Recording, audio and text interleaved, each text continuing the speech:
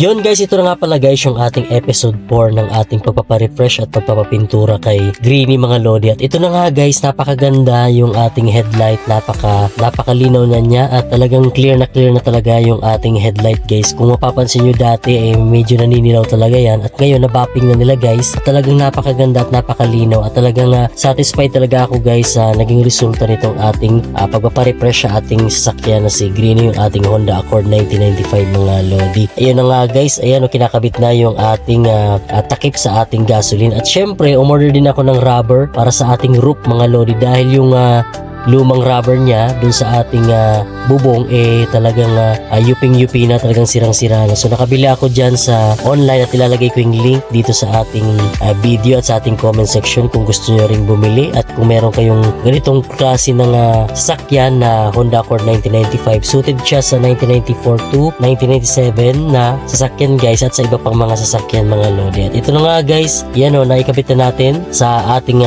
bubong at ayan guys, na iselant na rin yan. At ayan, so napakaganda talaga yung ating pagpapintura sa ating sasakyan na si Greenie. So talagang sulit na sulit talaga guys yung ating paghihintay sa almost 1 month ng pagpaparefresh natin dito sa ating sasakyan. So ito na nga guys, halos matatapos na guys at ayan, chinek na natin siya at talagang quality talaga guys at maganda na yung kinalabasan ng ating pagpaparefresh sa ating sasakyan na si Greenie mga guys. So wala na yung mga kalawang at wala na rin yung mga pantal-pantal kay Greenie mga guys. At ayan, i-car-wash na rin yan at lilinisan na nila yung ating sasakyan na si Greenie. So ito na nga guys, ayan prepare na nila guys at nililinis yung mga dapat pang ilagay dun sa ating sasakyan na mga tinanggal nila guys sa loob. At syempre pininturahan din nila yung ating wiper guys, yung ating bakal at refresh na talaga yan siya guys. At naikabit na rin yung ating bagong side mirror mga guys. So ayan yung mga side niya guys, ayan wala nang kalawang guys at talagang napakaganda na. At so ayan guys, ilalabas na yung ating sasakyan na si Greenie. So maraming salamat Alsapra sa pag-aalaga sa ating sasakyan na si Greenie, yung ating Honda Accord 1995. So dadalhin siya dun sa main branch ng Alsapra para ma-check nung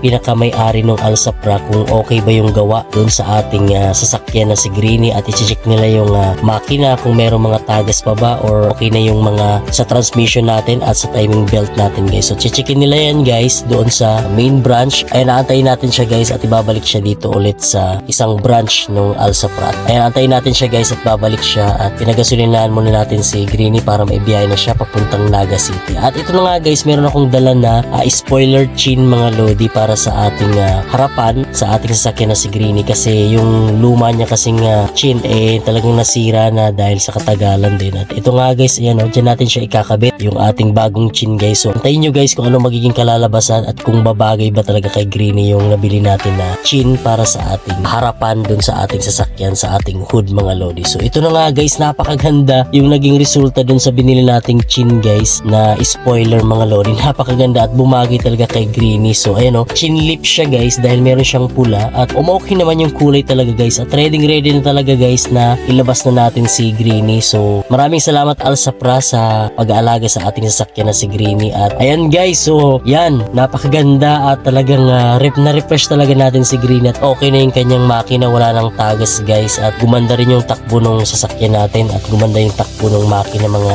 lodi. At ayan guys, napakasarap lang talaga sa pakiramdam guys na ayan yung sasakyan mo, inaalagaan mo dahil first car pa naman namin to guys. At ayan, abangan nyo guys yung mga bagong update natin para sa ating sasakyan na si Greenie guys. So maraming salamat guys sa panonood.